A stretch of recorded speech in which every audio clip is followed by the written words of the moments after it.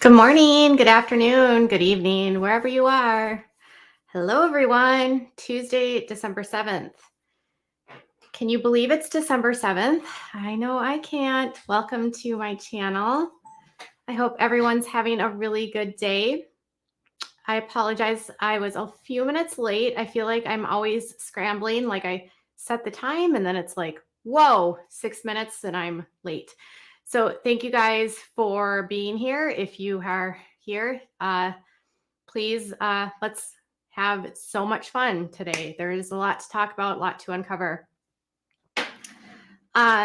This is going to be an interesting take. So before we go into sort of what was happening in the room today with, William Clayman and Michelle Bush, the expert here, I just wanted to tell you a few things from yesterday to circle back from that I didn't have a chance to tell you about last night. So yesterday there was the final testimony for the government was Bobby Holt, Jim Holt, and this guy named Clint. And after that was done, apparently in the lobby, there was some people there, and a source I talked to said that they saw Joy Anna giving a hug to Bobby Holt and speaking with Bobby and Jim Holt, along with Austin as well. So there was a discussion between them. I guess Jessa also gave Bobby and Jim Holt, said hi to them. I guess Jessa gave Bobby a hug as well. And I was told that Austin was just really sad, very sad. So things are confused, I guess, for them at this point in time. And then after they were done with that, there was some questions about if other people were going to be called and if other people were going to be a part of this. And right now, I don't know what's going to happen if Jill or Jed are going to go on to the stand. I don't know if there's going to be any sort of rebuttal by the prosecution in this case, but currently where we're at is that the Josh's defense, the expert in forensics, and I'm going to say that loosely, is on the stand, and she's been at it all morning, and she was at it all yesterday afternoon as well. So there's been some discrepancies clearly between what Michelle Bush, who's their expert, says and what they say. So I was wondering about her background just before we even got into anything. And I was looking at, I think it was her, she works in forensics or something, right? So I'm like, well, who is she? Why is she an expert? What is she doing? So I found the website for the company that she works for, which is Lear's Forensics. And she actually works for her mom. I'm not lying about this. And she has been working for her mom since she's been I think 16. And her background is a bachelor's degree in psychology, which was actually brought up by the prosecutors today. So she says that she's been entrenched in digital forensics for her whole life since its founding. She has a bachelor's degree in psychology with a minor emphasizing in criminal justice, which basically means 20 or 30 credits from the University of Arizona. Now, she didn't receive that in 2012. She started working in 2012 when she was 16. She's been conducting forensic exams at state and federal facilities nationwide, building on her previous experience in-house digital forensics examinations. Federal facilities. There's nothing here listed about court, okay? She is standard methodologies, procedures, tools, proficient in the use of forensic tools with open text access data, X ways, blah, blah, blah. Nothing about Linux at all, okay? So I think she finished her bachelor's degree in like 2018 or 2019. I don't know. But she has some certifications. So she's got like a certified examiner. She's got a access data certified examiner. She's got a computer for examiner. She's got a CCFE, which is some sort of credential for computer forensics. She has a CMFE, a CCO, a CCPA. She's a licensed private investigator. Testimony. Bush is qualified as an expert witness in accordance with the Daubert standard, testified in the United States District Courts and testified in district courts across the nation. Okay. No discovery, no discussion about what cases, right? Okay. So this is not someone who has a master's degree, PhD. She doesn't even have a degree in computer forensics. She doesn't have a degree in computer science. She doesn't have a degree in IT. She just has a minor in criminal justice, which is basically nothing. And then she has a bunch of certifications. So this was brought up by the prosecutors, and they actually asked her in court if she's ever testified as an expert in a federal case in a court trial. And she said she'd have to check and look. I believe this is the first case that she's testified in a trial. Previous till today, she had testified in hearings. Hearings are pretrial. And hearings, most of these cases don't go to trial. And she has actually gone toe-to-toe with others at the Department of Justice and been destroyed before. I found a motion that was filed. It was back, let me see here.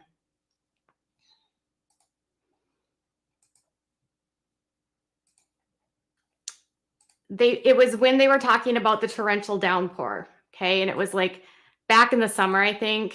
And here it is. It was on September 10th. And she had basically tried to explain that torrential downpour can do things that it can't do. And the developer of torrential downpour literally followed up with her report with I don't know, like 100 pages of testing. So, and I just want to show you the difference in experience here between someone at the Department of Justice and Michelle, just to show you the difference. So this is the guy that developed torrential downpour, who did a ton of testing on the extractions from Josh's computer, okay? He has all of these certifications. He was in the Community College of the Air Force. He graduated from Pennsylvania State Police Academy. He did drug investigation stuff. Let's see.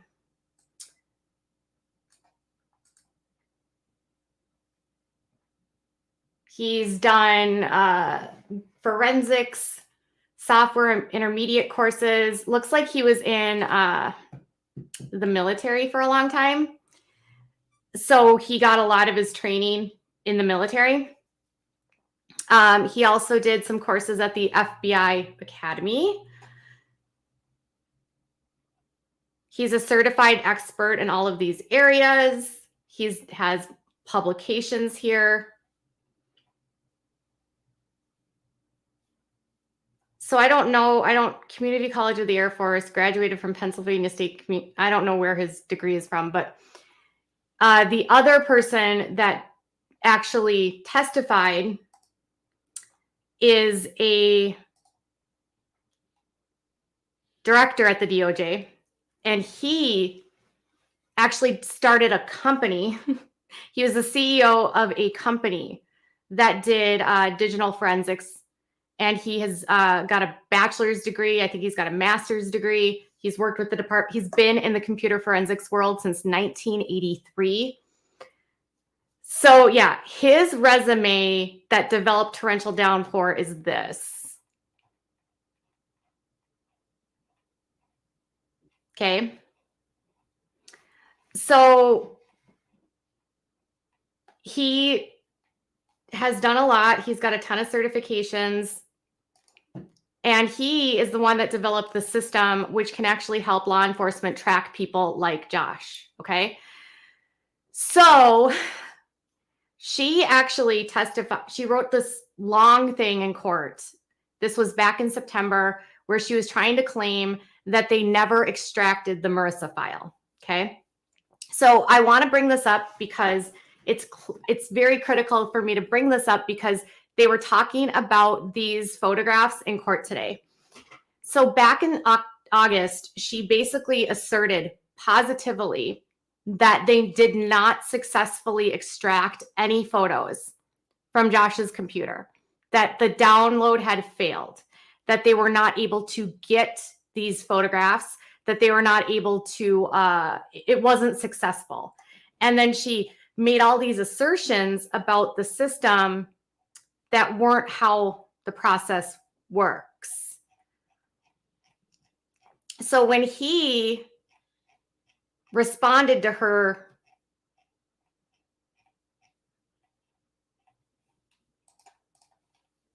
claims, he went point by point of hers and basically told her that she didn't even understand things about the program. And she was making claims that just were not factually true.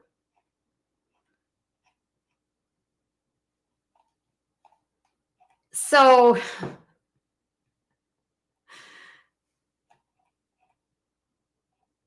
he's also gone against her in court before and destroyed her. And the judges have sided with him, not with her. So she's like stated in court that torrential downpour is not accurate. I mean, she didn't even know that in order to extract something that you had to have specific pieces.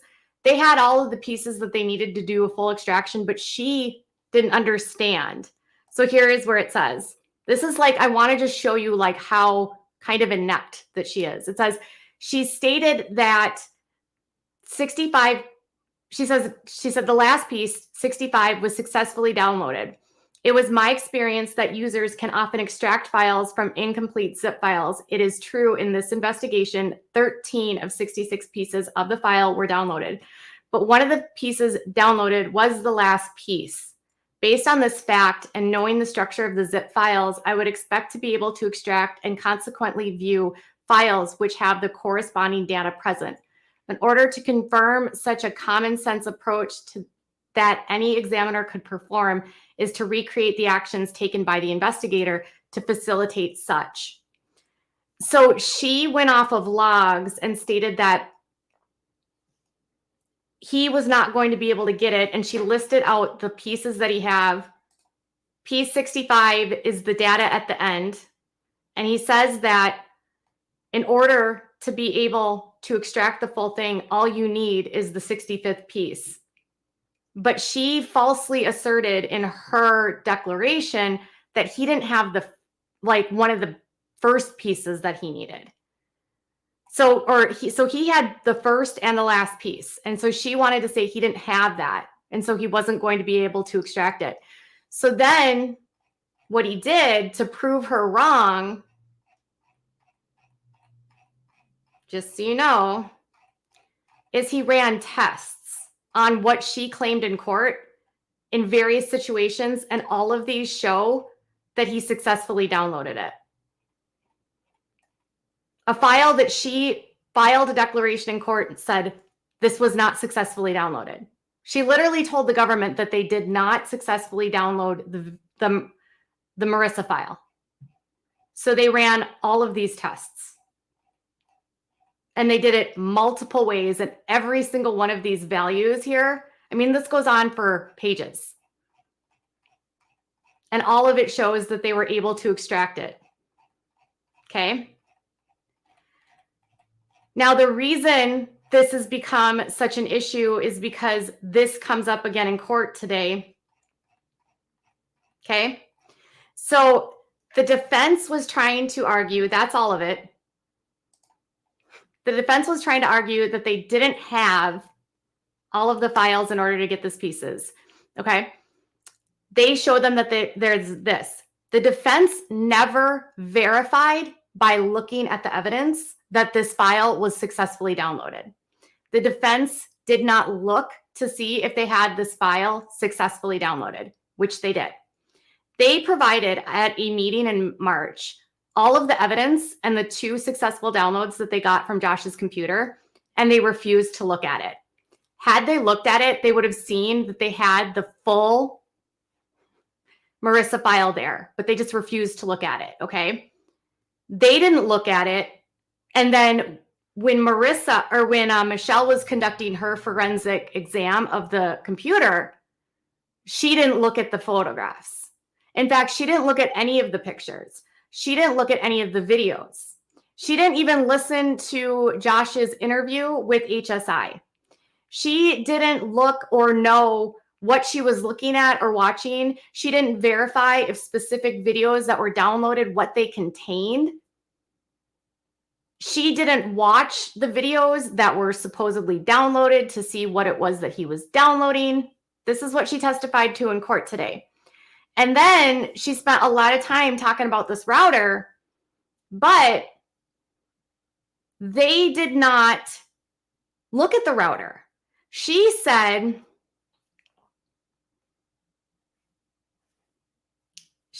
that she did not look at the router. She said the router was not seized. Now, this is a sticking point here, because even though the router was not seized, that router, who does that router belong to? Who owns the router? Does anyone know in the chat who owns the router? I'm assuming you guys know who the router belongs to, right? Josh Duggar owns the router, right? So if Josh Duggar owns the router, even if it's not seized, that means Josh Duggar still has the router.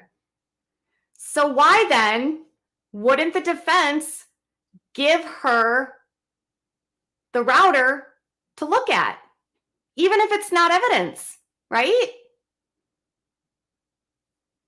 No, you can own your own, you can have your own router. I mean, we've owned our own routers. So if he owns the router and it's Josh's router, why isn't Josh giving that router to her to review? Her response was, well, they didn't seize it. You can't make this up. Even so, she could have accessed that router, right? Okay. So just to that's kind of where we're starting at. That's where we're starting at. Your router is so dirty, she says. Okay. So she could have had access to the router, but for some reason, the defense doesn't show her photographs, doesn't show her the evidence. She doesn't ask to see the evidence. She doesn't ask to see the videos that they've from the discovery. She doesn't ask to see what the actual evidence was seized. She doesn't ask for any of that. She did say that she filed a 100-page report and the government's was only 2. But I just want to show you something. Do you really think the government's page report was only 2 pages when a response to her is this? The government handed over like a book to the jury. Do you really think her report was more detailed than the government's? It's kind of embarrassing. Okay. So let's talk about how this all plays out in court. So after I spoke to a source last night, they're like talking about what they might talk about today in court. This was a source that was there. And so they were talking to me about how they believed that the actual, how do I say this? They believed that, you know, they were going to have to attack her credibility. They're going to have to attack, you know, this was just the opinion of the person there. But I will say multiple sources told me that the jury looked very bored during this testimony, confused because they weren't saying anything.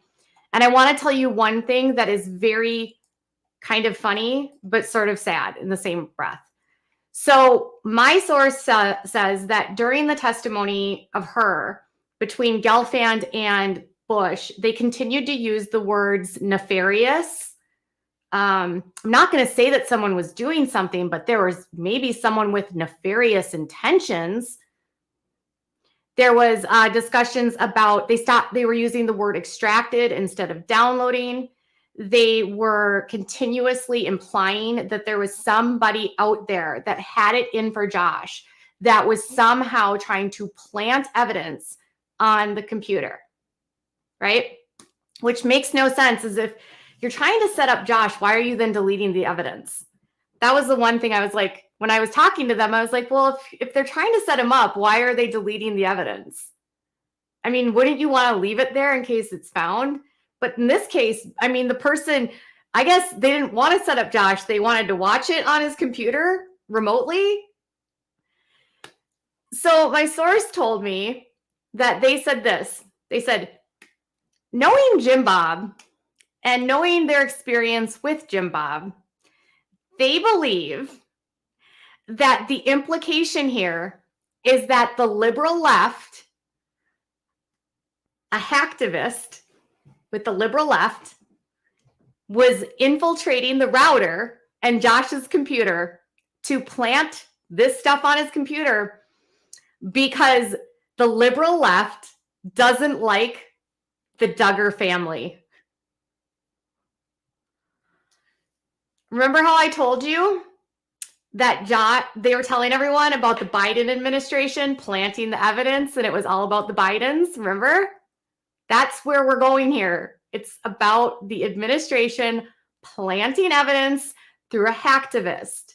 Now, they're not outright saying that, but this is what Jim Bob was telling people behind the scenes.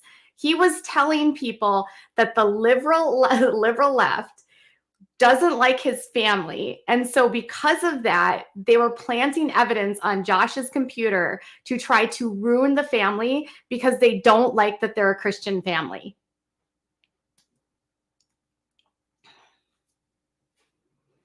It matches Jim Bob's statements about how the liberal left is trying to silence him and how the government's out to get him. Did you see his stuff on everything on his Senate page? We've talked about that. Okay. And then I asked another source about Jim Bob Duggar's testimony from the day of the pretrial, and they called it delusional and deranged. Like the person said, you know, I knew Jim Bob was a little bit kind of off the wall, but he's like crazy. And I said, okay. They're like, no, really, like he's literally, I think he is delusional. So I'm talking to my source, another one. I have multiple that I've spoken to. So the next one I talked to him, I'm like, well, someone told me that they found his testimony to be delusional. They said that he seemed deranged. And I mean, if you read what happened, he was like yelling at the prosecutors, calling them unprofessional and, you know, saying, are you going to allow this? I'm not going to allow this. So I'm talking to the source, and this is what the source tells me. Jim Bob has had his kids convinced, and I've never heard this. This is what the source says. So allegedly, that he's anointed by God. Anointed by God to speak God's word and anointed by God to lead others. Jim Bob allegedly has convinced his children he's a prophet.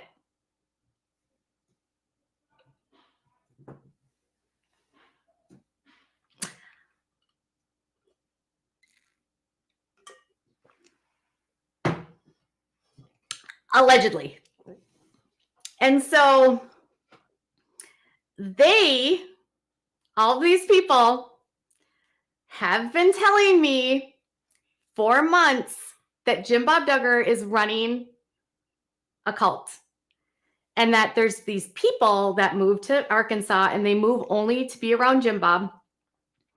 And Jim Bob leads these people and tells them what to do and how to act and all of that. And so all of these groupies follow the Duggars around. Allegedly, because Jim Bob is allegedly anointed by God, and the kids believe that he's anointed by God, allegedly.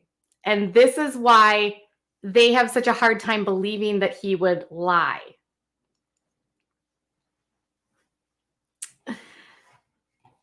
Okay. Absolutely, that's the line with the cult for J. Biden. Okay. I'm just going to give you guys some time to digest that. But there is a lot of people in Arkansas that move there. They call them the group. They call them the groupies.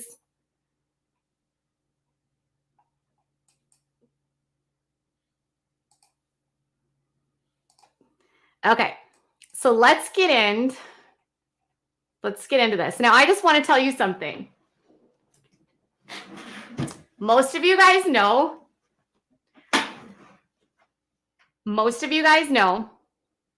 that I am in the liberal left. I just want to make this statement known to everyone. We, the liberal left, do not care enough about Jim Bob Duggar to tap into Josh's router to plant evidence of CSAM. That's definitely nothing that we would do that I know of. And we don't claim this conspiracy. Okay, there you go. We don't claim this conspiracy. You can have that. There's no reality to any of this. Okay, so let's get to actually what happened in court. Sorry, this was like a long time coming. So now we've talked about what her background is, what their background is. Okay. So they have the cross-examination, which I'm pretty sure, you guys, that I was doing some research. William Clayman, he's a prosecutor that's been with the Department of Justice for several years. And they have several prosecutors here. There's someone named Dustin Roberts, there's Carly Marshall, and then there's William Clayman. Okay. So William Clayman did the cross-examination today. And he started with her background and asked her if her bachelor's degree was in psychology, and that she stated she graduated in 2015. And she said she's examined more Mac computers than Linux, and that she has Linux is not on her resume. And she said she had some training in it, but she doesn't have a course. So technically speaking, she is not a Linux expert. We're just going to start right there. She also admitted in court that she did not listen to Josh Duggar's interview with the special agents because she just wanted to focus on the forensic. Clayman apparently asks her, why wouldn't you want to listen to relevant information? She admits she was never given photos of the HP computer, only the router. So the defense never gives her photographs of the computer, never gives her the police photos, only gets a photograph from the defense of the router. And then she doesn't listen to the interview where Josh Duggar says in the interview, all about the peer-to-peer networks, talks about his familiarity with Tor, talks about how his router was secured and password protected. She doesn't listen to any of that. So then they talk about booting up the computer, and apparently she claims that it's possible for the computer to default to the partition when booting it. But Clayman stated that the Windows side had more logins, and it was likely that the Windows was the default, not the Linux.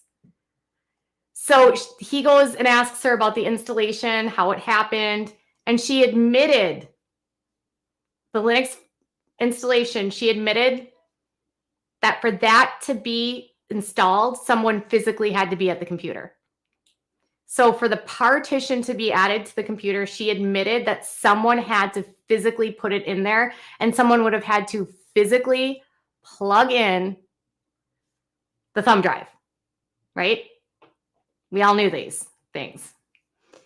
But they want to tell you that this could have maybe been installed somehow else, right? Whatever.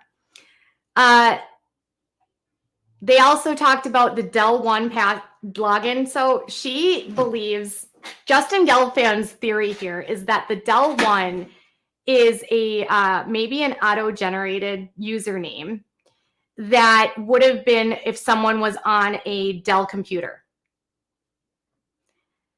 which doesn't even make sense. Like, whatever. Anyways, but she admitted the password to the partition, that she didn't have it. She was never given the partition password. She was never told the partition password or able to determine that, you know, it's the same password that Josh uses for literally everything. She has done only 30 cases that involved Tor. And Clayman noted that hidden Tor bookmarks were created in the case. He brought up Hidden Wiki, and he asked her if the Tor directory site that included the CSAM stuff. And she said that on the Hidden Wiki in the directory that Josh had, CSAM was there. So he had bookmarked stuff related to that, okay? He brought up a webcam collection zip file and asked if someone viewed the files. She said no one double-clicked them, but that they were extracted, meaning they were downloaded. He asked if someone accessed the files, and he repeated that they were extracted and the file was opened. So they want to get around this download part. They're really trying to get around the download charge by saying extracted. Oh, did the defense rest? Okay. By getting around the extraction, she says this. Okay. So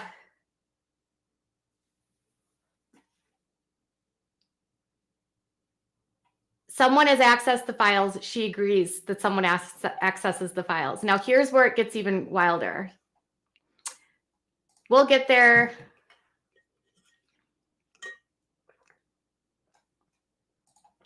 Yes. He bookmarked a CSAM directory. It says the directory site that included, well, it was, so the directory that he was using for the Tor browser included CSAM on it. So he was like, the hidden wiki that he had there, it was included what he was looking at. And he had created bookmarks for specific sites that he wanted to go to. Then she starts talking about the thumbnail. So she had testified with the defense that, you know, you can't really look at the CSAM through the thumbnails. You can't really tell what it is. So Clayman flat out asks her, did they depict CSAM? And she said, yes. So over and over and over again, the question here is he in possession of it? Yes. She's skirting around the download charge. I think this is my opinion. I believe that they know that he cannot get out of the possession charge, but they're trying to minimize the charges on the downloading. We talked about this yesterday. So that's what I feel like they keep saying, was it there? Yes. Were these there? Yes. Being in possession and he's the owner of the computer, he's responsible, okay? And then on the 13th, 14th, 15th, he says 2 files were downloaded or viewed on a VLC player and they had been streamed. And he says, does streamed mean viewed? And she said yes. And they were downloaded and the thumbnails were viewed. So again, she admits that they are downloaded. On the 15th, she admits that 5 files were sent and downloaded. She said 1 folder was extracted, and Clayman picks up her report and he's like, well, you say they were viewed for 3 minutes. She said, if it's in her report, it must be correct. But you can't tell how long someone looked at a video, which is funny because she also said that someone deleted a video after 29 seconds. So she said she didn't view the photos at all. So he tells her, did you know that these images that he was viewing were CSAM? She says, I didn't know. I didn't view the photos. So she didn't look at what the photos were in the folder. How do you get on the stand and like not know what you're looking at? So he again asks her about the photos and she says she doesn't know what the photos were and that she's just trying to find suspected CP and that she was never asked for the photos and she never said she saw them. So these photos that are in her report, she says the photos that are in the report, she doesn't know what they are. He's like, you know that they're CSAM? I don't know. I didn't look at them. She admits one of her arguments was that 1 file was deleted within 29 seconds of its download.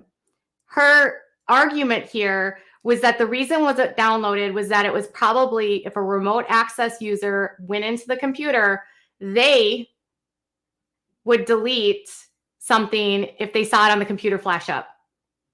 Clayman says to her, did you know in that first 29 seconds there was nothing that happened that related to CP? And she said, I didn't know because I didn't watch the video. You would think that somebody that's an expert would know what they're talking about, right? She also, they talked about Covenant Eyes. From April 15th to May 9th of 2017, the account was repeatedly flagged for trying to download uTorrent on his MacBook and Tor, okay? He asks her, did they try to repeatedly do this? She says yes. She talks about the snap share. So she was trying to say that you couldn't download the Tor app from an app store, but she never put that in a report. She testified that to yesterday. She was convinced that they downloaded this by code. So he talks to her about the Snap Store stuff. And she said she heard of it before the testimony. He noted that you can download it with a command code, but that Bush never mentioned the App Store, Snap Store that she said in her report. She did, and she admitted she never talked about it. He asked if she couldn't find uTorrent in the Snap Store, even though it's been around since 2005. And she said, correct. He asked if uTorrent, Tor, and VLC on the petition side was available on the Snap Store, if that was more likely than using command lines. And she said they knew the apps were used, that they could have been executed from command lines. So she wouldn't say that they were downloaded from the store because command lines is what fits the narrative that someone nefarious planted this on his computer. Other things that she did not know about was copy paste stream URLs. Clayman told her that the error message she got when she was making the username in Linux, Del 1, was her fault, not his, not Linux. She could not conclusively say that remote access happened because there was no evidence. She flat out said there's no evidence that it happened. There's no evidence that anything did this. There is also that app, Remina, where they were trying to say that this is a remote access, app that was on the Linux side. There was no evidence that the app had ever been used. And she claimed it was because the logs were overwritten. So she couldn't rule it out. They showed her a photograph of Josh with the hat and the computer and the selfie. Do you know what she said about that? The photograph could have been anyone. I can't really see a person. That's just a red hat. It's on Josh's computer. Like Josh is going to take a picture from his computer and it's not Josh. And this was during the time that 5 things were downloaded. So for some reason, she just does not know a whole lot of anything.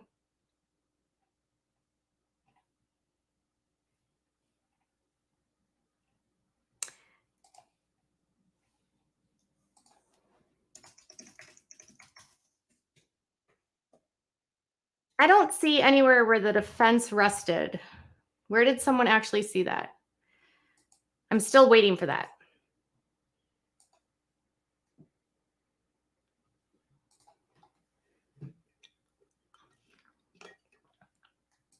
I don't see the defense resting anywhere. Was this reported somewhere?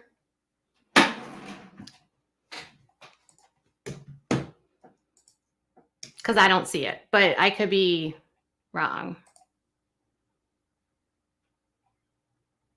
It was on the news, 5 News local station.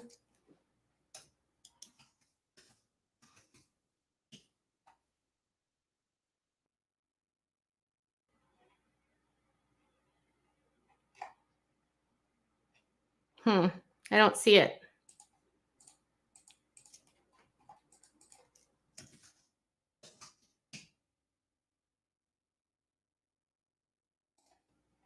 Let's see if they go down the end.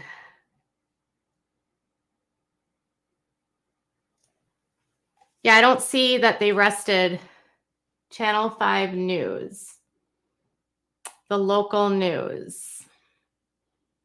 They rested at 3 p.m. Okay. So anyways,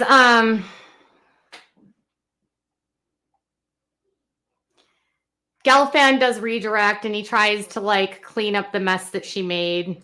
And I mean, because she admitted on cross-examination that she didn't find any evidence that anything from the HP was accessed remotely. She wasn't going to find any additional evidence. She never got the router. She never listened to that.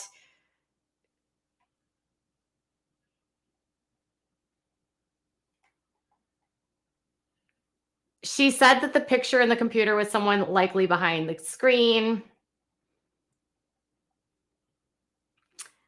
She tried to address the password, switching of ports. I don't even know. Copy stream URL. I feel like anything that Gelfand did after the prosecution really probably didn't help her, because she said that the network was vulnerable, even though Josh admitted that it was password protected. She admits with Gelfand she doesn't watch the videos. She asserts that the videos were streamed. She tries to claim that the error with the username wasn't her fault. She says the government's report is only 2 pages. It's very interesting here that a government witness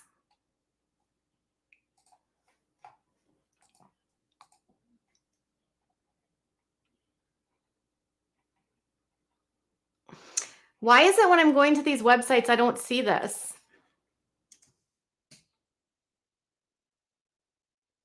Like, is it being reported on Twitter or something? Because on their websites, it doesn't say that. But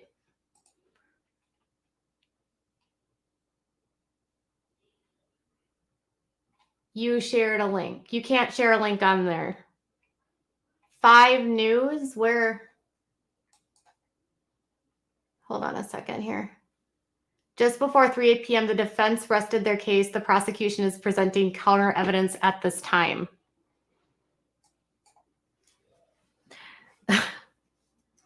Okay.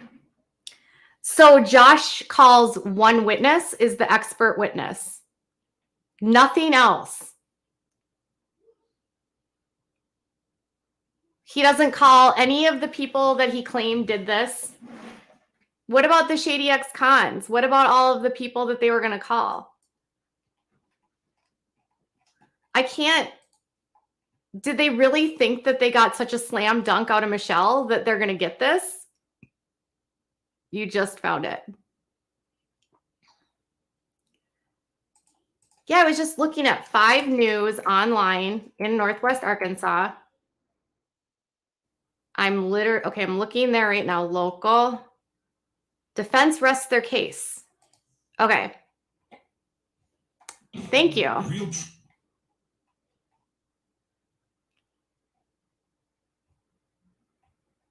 They rest their case after the forensic analysis brought up in questioning. Duggar's defense brought a computer forensic analyst into court on Tuesday, was questioned. There was evidence of she said there was evidence of remote access programs, but there was no evidence that these programs were used on the days in questions. There was a possibility that data that could report if those programs were used and deleted, and they then rested their case. And now they're doing counter evidence. Okay. So, yeah, the defense rested already. So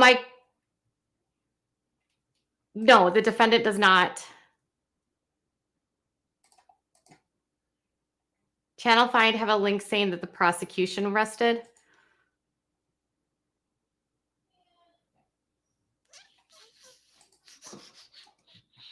They rested yesterday, but it says they were doing counter evidence, which means they're doing rebuttal witnesses, which means they're bringing someone else on to counteract what Michelle said.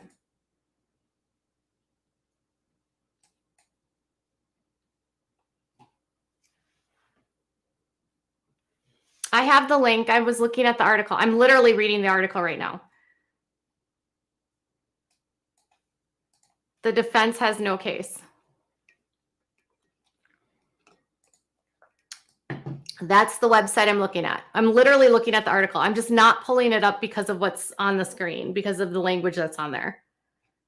It says defense rests their case after the forensic analysis brought in for questioning.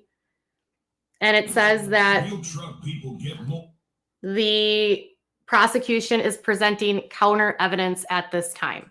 That's what it says. Thank you, Kyla. Yeah, so it's used to contradict the other testimony. So because Michelle came on, I'm guessing that they're bringing back like William Clayman or one of the other forensic people from the computer that can. I have the link.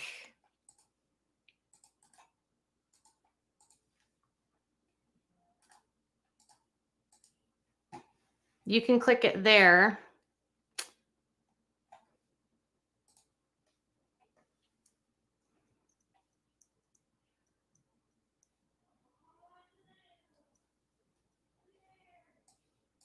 Here, I'll show you.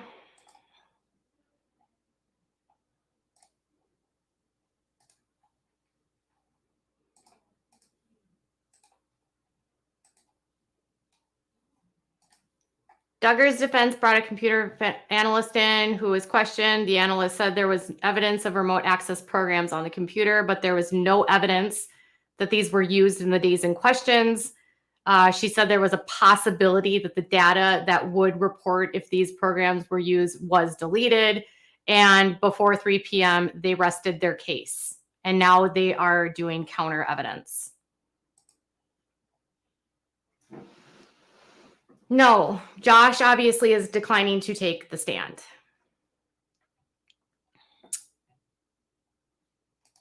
Rust's already. Okay, bye.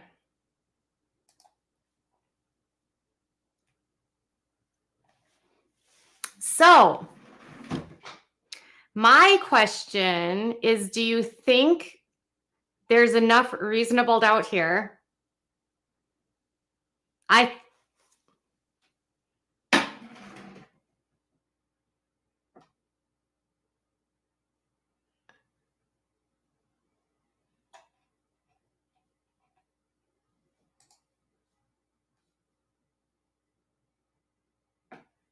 Generally, these cases have a very high probability of conviction. They rarely go to trial because of the, these cases rarely go to trial, rarely. In fact, 90% of cases, 90% of cases that are in federal court do not go to trial. Only 3% of federal cases go to trial. Of the 3%, 82% of them end up with convictions. The rest are plea deals.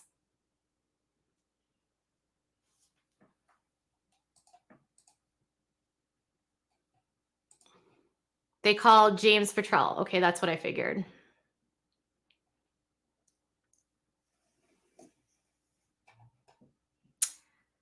Okay, so question, I see some of you guys are fighting about politics in our chat.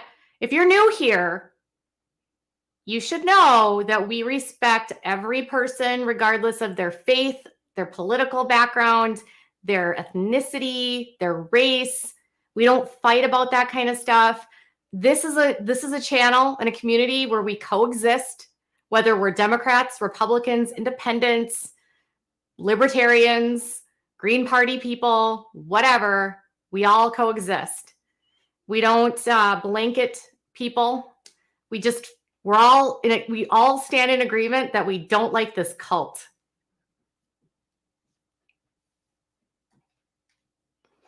So everyone, I brought up politics because Jim Bob said the liberal left was planting evidence on his computer. All I said is, as a liberal leftist, we wouldn't care to do that. I don't know how that's bringing up politics. That's not stating anything beyond Jim and what Jim feels. Those are his beliefs, allegedly, not mine. And all I said is I am a liberal leftist and I wouldn't do that. And I don't think anyone would because they're not that important. And that's the most ridiculous idea ever. Yeah, I was just confirming it's not in our handbook, really.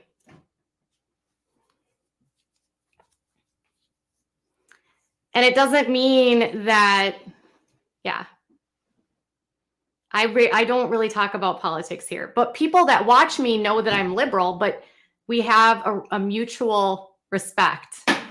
Jim Bob's memory just showed up.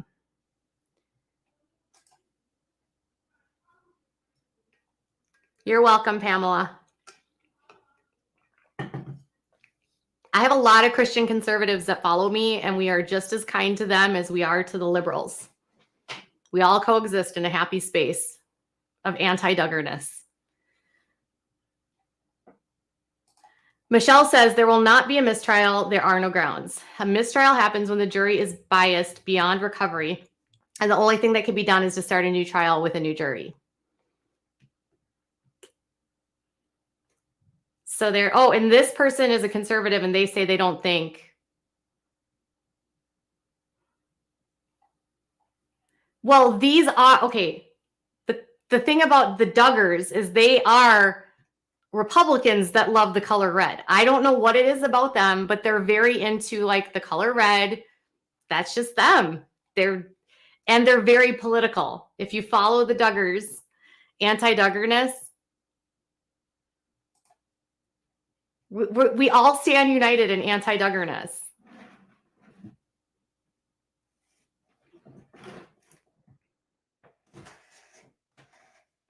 Ooh. Okay. Yeah, so there's a couple things that my takeaways here is that For the defense's theories to work, you have to ignore literally everything, literally, that they've put on. And the way that it was described to me by people that were in the courtroom when Michelle was testifying was that this was the comparison I was given. When James Futrell did his testimony, he was very clear. He was very, he had an outline and a timeline, and he had like everything was explained very easy for the jury to understand. It was very organized when it was presented. So James's testimony was very easy for people that were in the gallery and then for the jury to understand. When Michelle testified, I was told that her testimony was disorganized. It was hard to follow. She would make flowery statements, but had nothing to back up or proof. So if James made a statement, he would have evidence to show why he was saying what he was saying. She was not doing the same.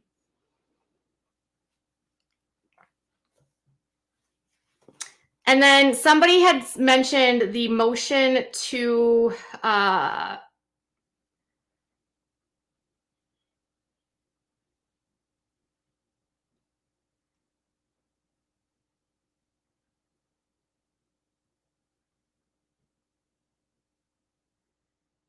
the motion where he wanted the acquittal. This has to be done before a conviction because it preserves an appellate argument. Apparently, one of my subscribers that is a lawyer said that the motion to acquit for lack of evidence is basically what has to be done so that they can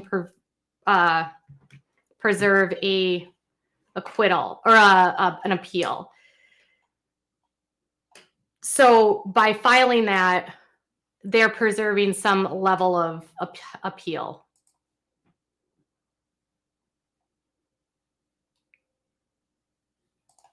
I don't think the jury will like the fact that they seemingly used the word streamed instead of viewed. That clearly was an attempt to deliberately deceive them. They don't show the photographs, so we didn't see any of them. And so unfortunately, I can't show you that. They cannot offer him a plea at this point. He can change his plea. Josh could decide right now that he's going to plead guilty. He could stop all of this and be like, I'm guilty.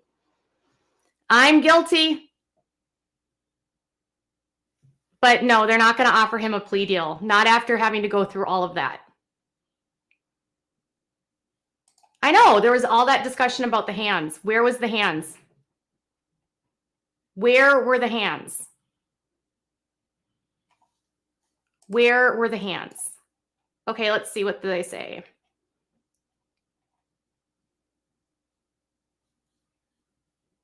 They called just 2 witnesses. I wonder who the other witness was.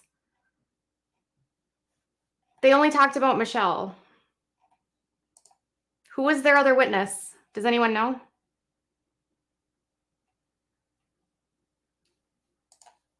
A plea deal. The plea deal was 10 years. Correct, Frankie. Jill is with the kids at the library today. Okay, where are we at? We're at an hour in time. Yes, the Sun says that the defense rests their case after calling just 2 witnesses. I don't know who the other defense witness was.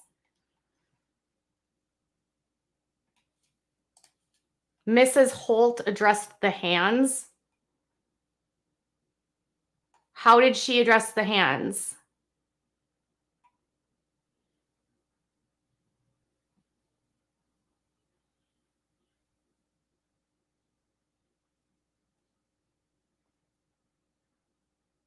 No, Matthew Waller was the prosecution's. Who was the second witness? Was there a second witness? I thought there was only one.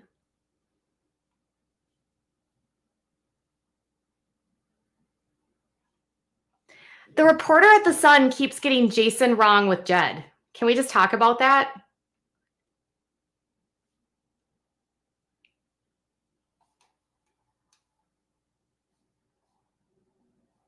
How do you defend this case with just 2 witnesses? Because you don't have a defense. I sure don't remember it. Well, Jim Bob, did you guys see this? Look at that little circle. Wait.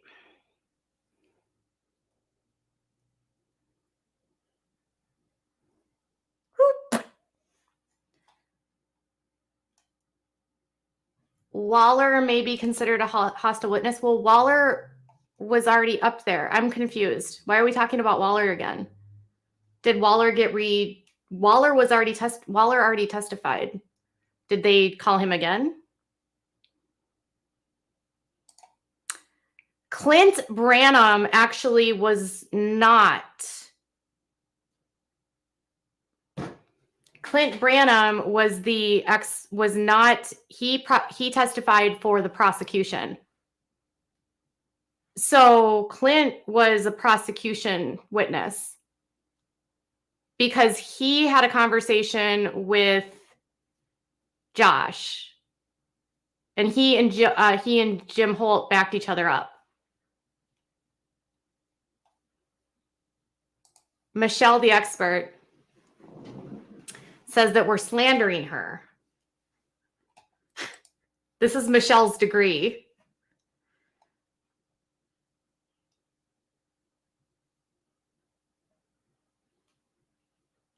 It rested on the Sun. The second is the Duggar's lies. Okay, we have to talk about that. You guys, I need to take a quick break, but I want to talk about who was there today. So we're going to do like a few minutes of a break. Go grab some water, go grab a snack, and I'll be right back, okay?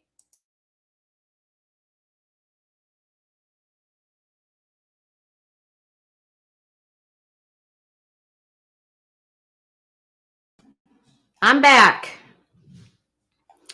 Okay. Hating the Duggar cult will unite the world. Okay. So apparently they've got their counter people on the stand. I'm still trying to figure out who the second witness was for the defense. So I'm going to scroll back here to see if it's listed here, because the final 3 witnesses, I believe, for the prosecution were Jim Holt, Bobby Holt, and Clint. Someone thought that Clint was for the defense.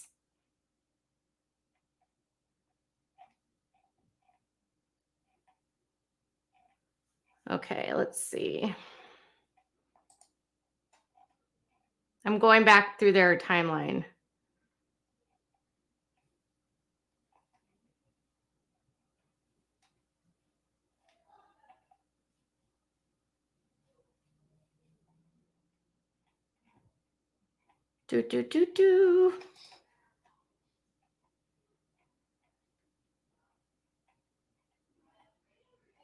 Bush testifies. Prosecution rests.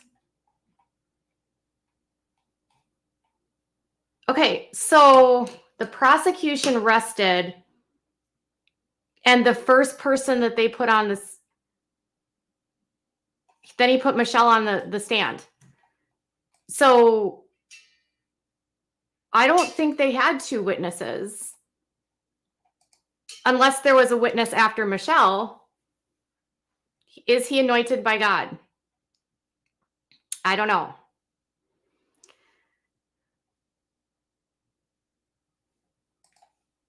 Yes, the defense has rested now. So I went back through their own timeline, and the prosecution rested after Bobby Holt's testimony. Clint was actually for the prosecution, and their first witness was Michelle. So unless there was someone after Michelle that the Sun is not telling us about,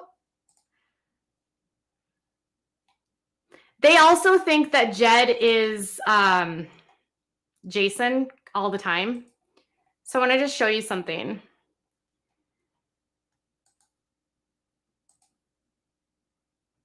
They keep saying that Jason is Jed. They've done this 2 days in a row where they say that Jason is Jed. You can see that Jana's there. There's Laura right here. Hold on. They keep saying that Jana is Jed. So, or that Jason is Jed.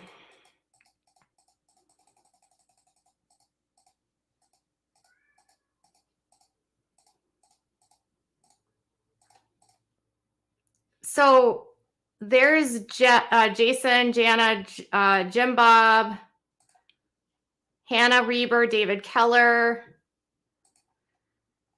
Josh, Laura, Jim Bob.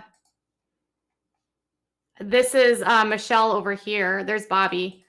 This is that expert over here. Bobby. And then this was Jed trying to shift Daniel Wilcox. Someone posted Daniel Wilcox. Okay. Daniel was the second witness. Okay.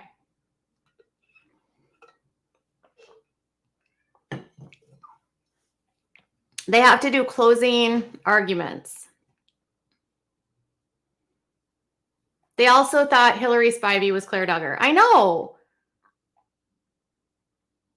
How do they not know that Jason and Jed? I don't feel like Jason and Jed look anything alike.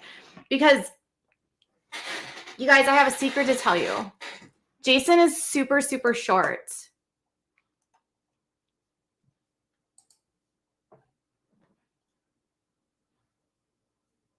Daniel Wilcox, a former HSI and Rogers PD officer involved in the search warrant execution and an undercover investigator at the Duggars car lot. Is he going to say that they planted evidence?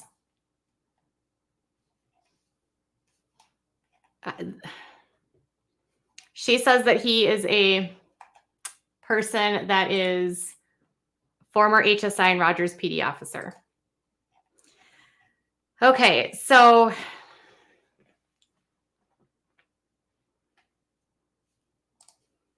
former HSI and Rogers PD officer involved in the search warrant.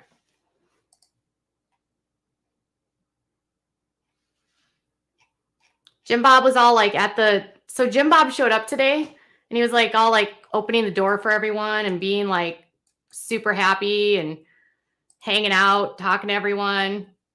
He was like acting like there was no big deal.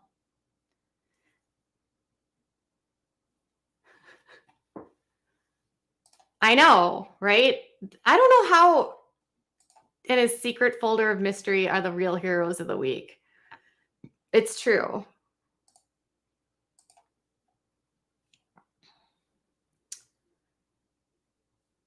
It must be catching.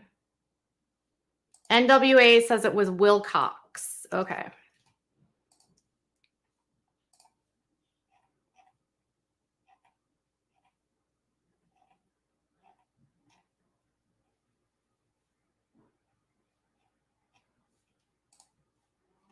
Whoever that is and whatever he said. I don't know what he said. Okay.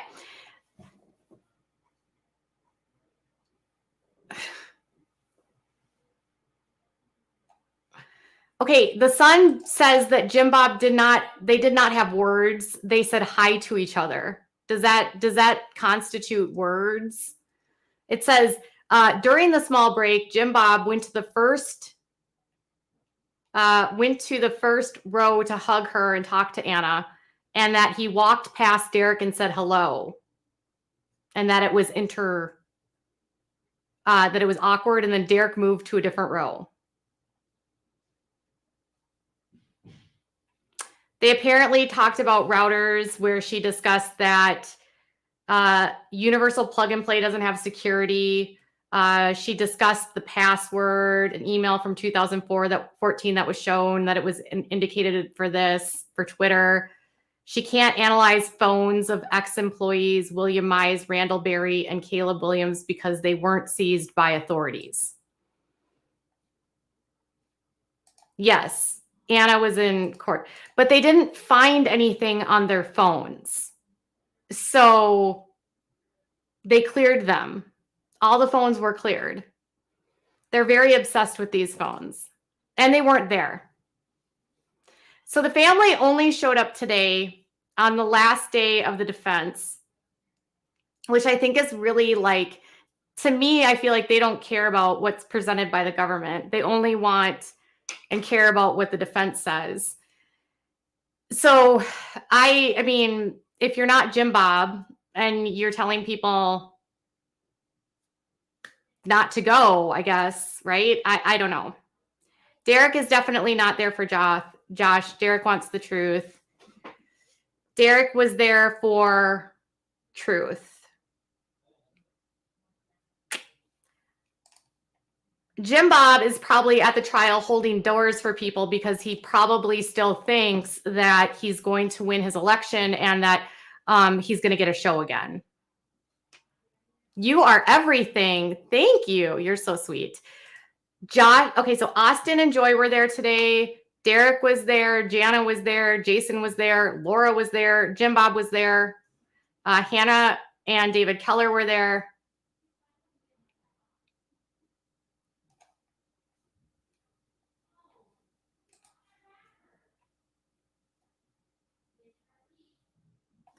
The prosecution cross-examining digital forensic expert witness Michelle cracks in the honesty of her testimony the day before became evident almost immediately. Where is this coming from, Angela? I mean, I think we went through how her testimony was not honest. Clearly no, John David has not been there. Not at all. Like, who goes in and drives and drabs? Like, and they're laughing and joking. So they're seen like laughing and joking and having like interacting, and they're having a good time, like literally at court.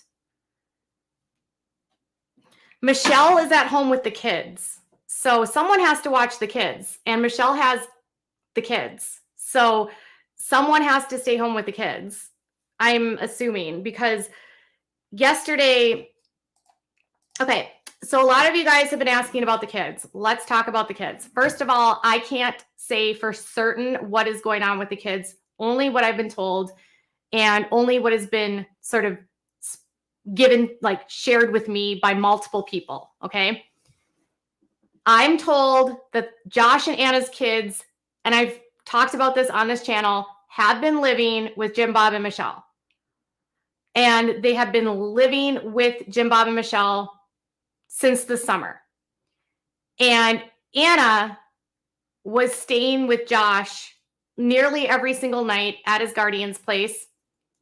And that there were kids throughout the summer. We did videos about this, of the kids with the Duggars, not seen with Anna. One of the kids went down to Texas to spend time with Priscilla and David. I was going to try to say that someone planted someone else's hands into his arm, and they did not his hands. I know. What was the hands about?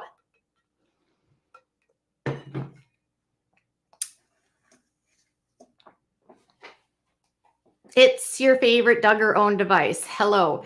Okay. So all I know is that the kids have been staying with the Duggars. And I don't know. No one could tell me enough if this was because of intervention by the court or if this was just them helping out. There was questions about, like, you know, sometimes when it's an automatic investigation for these kinds of charges. So I think maybe they might have placed the kids with the Duggars as a way to, like, just keep them, I don't know. But Michelle and Jim Bob have had the kids all summer. They're still there now. Okay, so Clayman redirect says, the image of someone wearing a red hat in the reflection of a computer screen was shown again. She can't know if Josh Duggar's phone took the photo. He added that they had employee records, which she said she never got. He asked if she was surprised that no other employees seemed to be there at the time of these crimes. And she said it didn't surprise her either way. He asked Bush again about command lines, and she said she has no way of knowing they were executed. And she replied that she believed that that was deleted as opposed to never having existed. So she is speculating. She's speculating. I believe they were just deleted.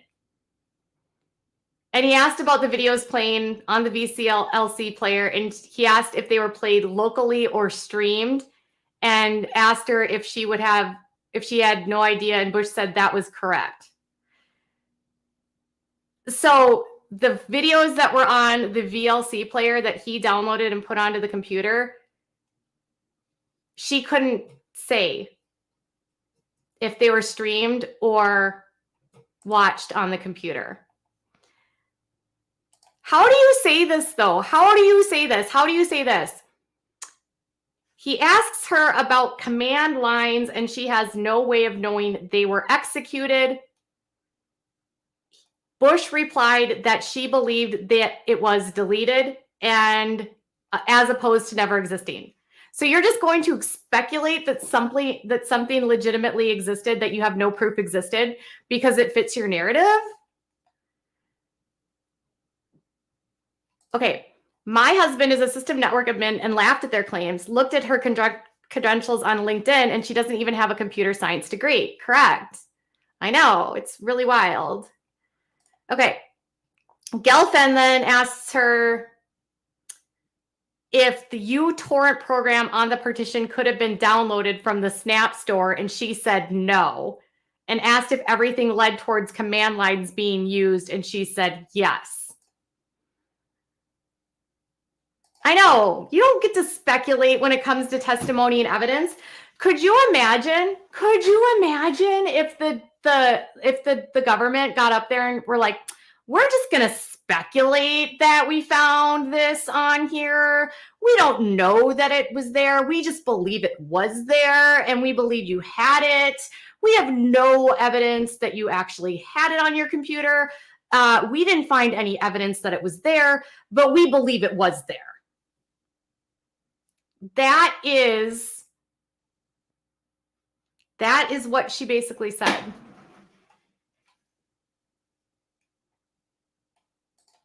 I hope the authorities look into the sketchy money moves. I know.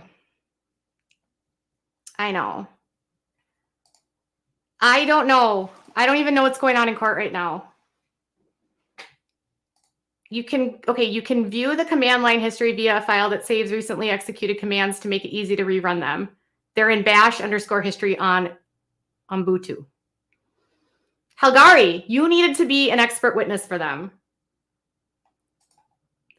Especially when you claim to be an expert witness. Yes. My husband is a director of cybersecurity, and he said this expert gave him a headache. How does it make you an expert because you went to college and this is like what you started doing? This is my question to you guys. And this is just me. This girl has never actually worked in computers. She literally went to college and she worked in digital forensic testimony as an expert witness.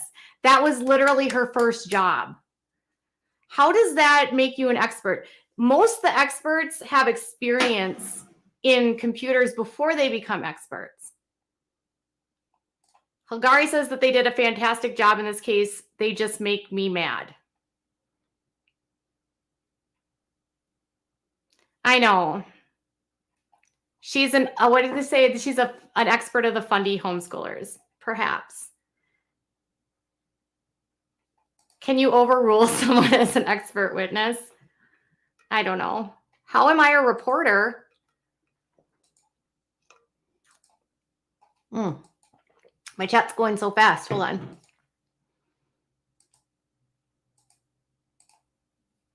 Okay. Have the Reavers been there? Maria Reaver was there. Yes. Thank you for accepting, everyone. I'm a Christian, and I can tell you these people do so much against the Bible. This is clearly a cult. Her reviews on Google are all from 2 years and look fake, like family friends wrote them for her. They all sound the same.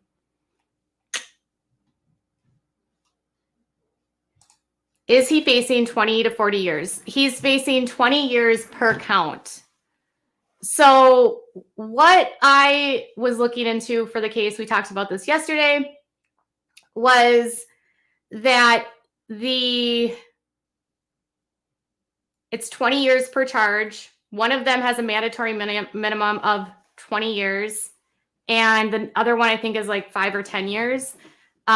They can either run concurrently or consecutively, and it's up to the judge. So whether they put them together and it's a 40-year, 30-year type deal, or he can have them run at the same time. It honestly depends on how the judge decides.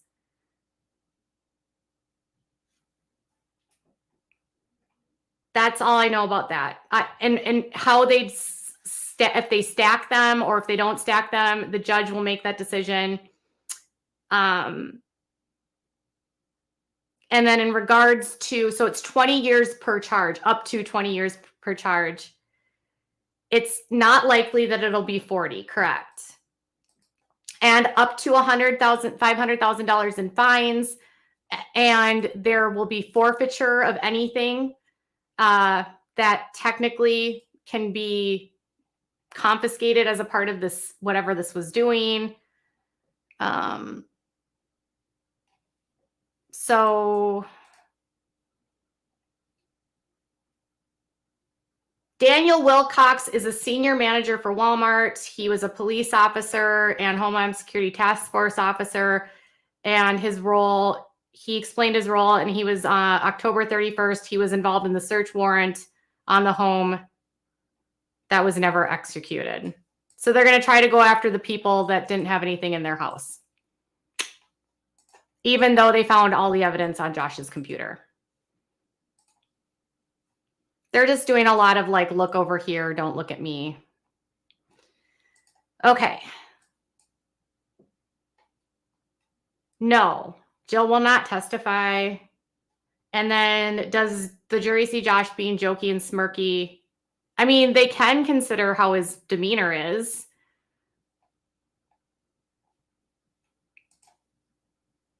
You've testified on both sides and have to agree you're an expert. And both sides have to agree you're an expert. Yes. And you have to get approved to be an expert with the court.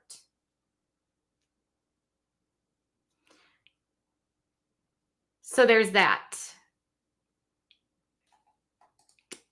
I don't know what the likely sentence will be. I'm expecting, I don't even want to go there. I know that they offered him a 10-year plea deal. And the 10-year plea deal takes into account, so when they offer you a plea, they generally are offering you a reduction in your sentence. It can be a number of years that you get off. And they offered him 10 years, and he declined it. So we know that it'll be more than 10 years, because once a plea deal takes time off for someone accepting responsibility. So when they get like credit for specific things, there's like 4 different bonus things that you get for accepting a plea. One of them is accepting responsibility. And by accepting responsibility for your role and showing remorse to the court, you get time off. You're also saving the government money and from having to go to trial. So most of these end up in plea deals. So I was expecting, I think when we were talking about it, I was saying like, I feel like he would get at least 16, 17 years. I wouldn't be surprised if he got the mandatory minimum of 20 for at least one of them if he's convicted.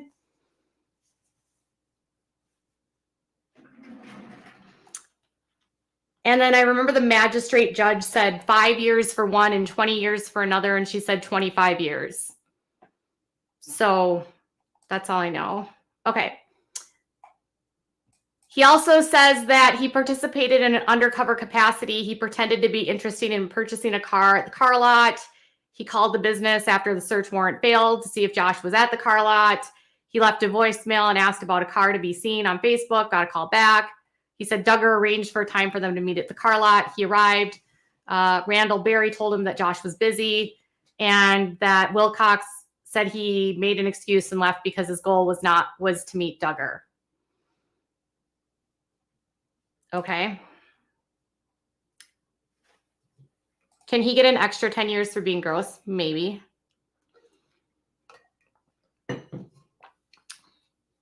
Yeah, the defense has rested. For some reason, we're really behind. I'm just telling you what was said here. For the sun is really behind here. And KNWA hasn't like updated anything. They said that they hammered the credibility of her.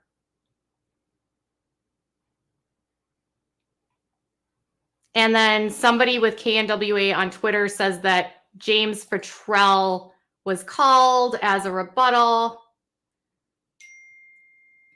And the court was having a short recess. No, Jill will not testify.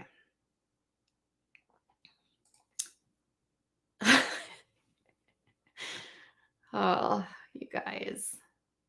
Jim Bob's memory, Michelle's degree. You know, I have some very dedicated snarkers that love to make their fake accounts. Okay. 20 years and counting. Okay, so we'll take a short break. If more developments happen, we'll go live again. I'm going to cut this now because we're at an hour and a half. I want to make playback here interesting. Josh did not testify. The defense has rested.